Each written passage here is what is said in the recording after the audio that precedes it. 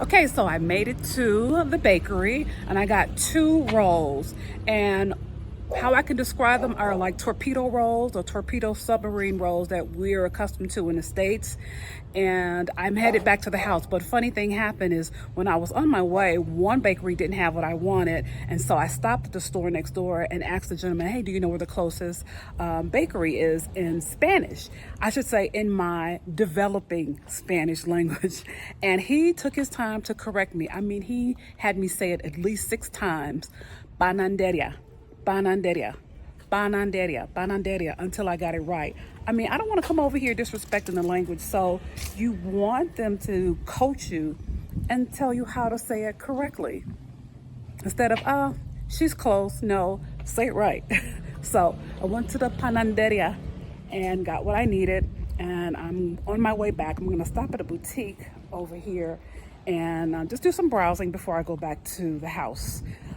Then I'm going to start caramelizing the onions, prepping the other ingredients to make the recipe. Okay, so I will see you back at the house. So guess what? I still got it wrong. It's pananderia, which is a bread bakery. I'm still learning, you guys, so be patient with me, my Spanish-speaking brethren and sisterin. So I'm just taking this red onion and I'm going to slice it as thin as possible. The thinner you slice it, the quicker it will cook, because I'm going to caramelize these babies. Now, I don't want you to judge me for the butter that I'm going to use in this recipe from start to finish. Some things require butter, but if you don't eat dairy, you can always use a vegan butter like I do. I like Miyoko's brand butter, or you can use an alternative plant-based butter or dairy-free butter. Okay, so now that all of the onions have been sliced, I'm going to start cooking them up. All right, let's get this stove going. I'm using propane. You know, before I got to Mexico, I've never really used propane before unless I was in an RV on the road. But I'm using propane inside of this kitchen, which seems to be working just fine. Okay, so now I'm adding the butter to the pan and I'm adding my beautiful red onions. I love cooking with red onions because they are really sweet. So now I'm just going to toss them around at the pan a little bit and make sure that they are completely coated and that they cook a bit for about maybe 2 or 3 minutes. And then I'm going to add some balsamic vinegar, a little bit of liquid aminos, and also brown sugar. And that is going to make them taste so delicious. You want to make sure that you cook them low and slow. You don't want the onions to burn, and you certainly don't want the brown sugar to burn, because that will just ruin these beautiful onions and you're going to have to start all over.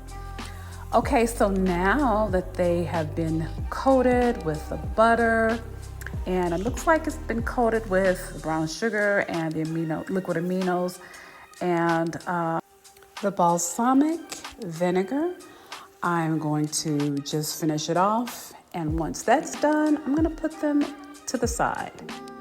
Now, as far as these mushrooms, I was going to use an oyster mushroom, but I thought, no, I don't want to do that. I have portobello mushrooms in the refrigerator and I want to use those. So instead of washing them in the sink, I'm just going to take a wet towel and wipe them down, because mushrooms are very porous and I don't want them to get too wet or to absorb the water. That will just ruin the cooking process. So I'm going to slice these very thin, just like I did the onions, well, as thin as I can. But I'm also going to use the stem. I don't like to waste anything, so yes, the stem is included.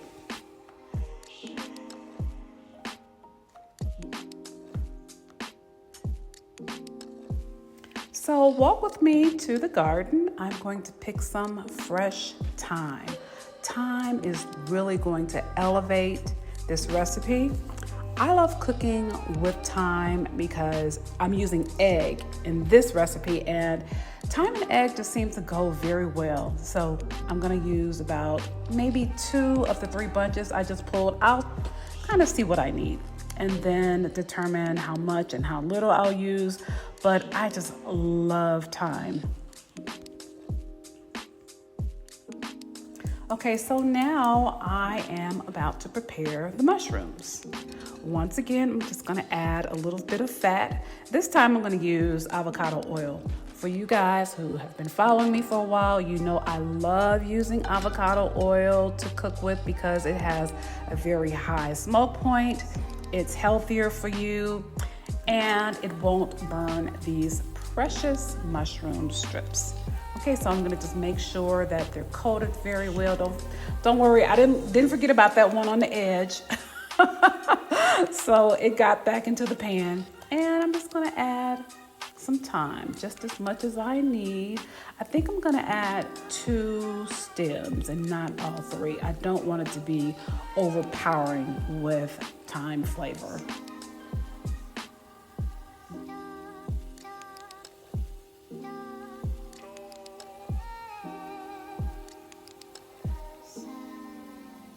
So now I'm just gonna add a little bit of salt and pepper just to give it a little seasoning, and just, whisk it around the pan just a little bit.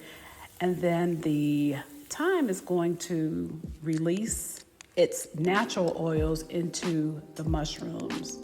So once that's done, I'm going to remove it from the stove and then add it to a bowl and put that to the side.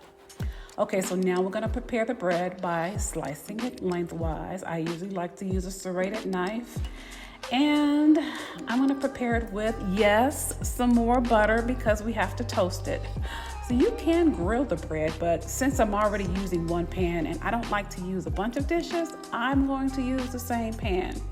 It should be getting hot right now, so once I finish adding all the butter, it's gonna go straight into the hot pan to grill.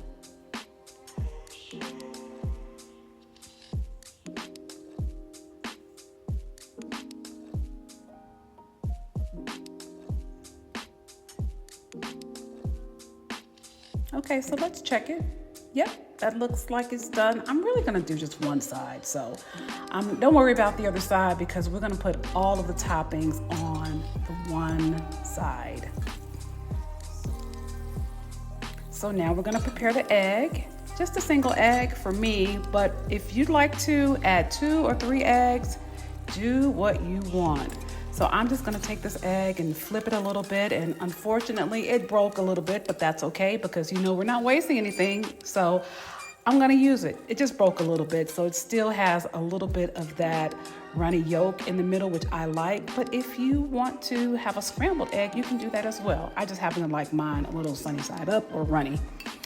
So let's plate it. Let's add these beautiful mushrooms. I don't need to add any oils or anything to the base of the bread because the mushrooms already have oil in it.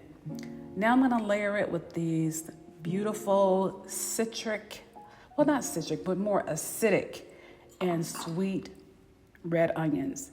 Next, I'm gonna grab the egg and put it right on top, and then garnish it with a little bit of feta cheese. And you can hold the cheese if you're dairy-free.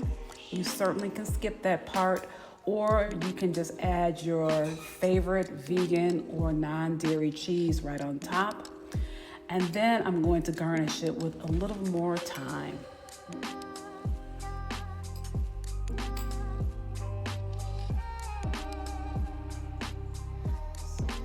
Now this recipe is, I won't say it's quick and easy, but it's one of those recipes that you can prepare periodically, or if you want to impress your friends or make a really interesting breakfast or add it to a brunch menu. Now this recipe will be added to my Global Flavors recipe book that's coming out very soon, so make sure you subscribe so you'll know when it drops.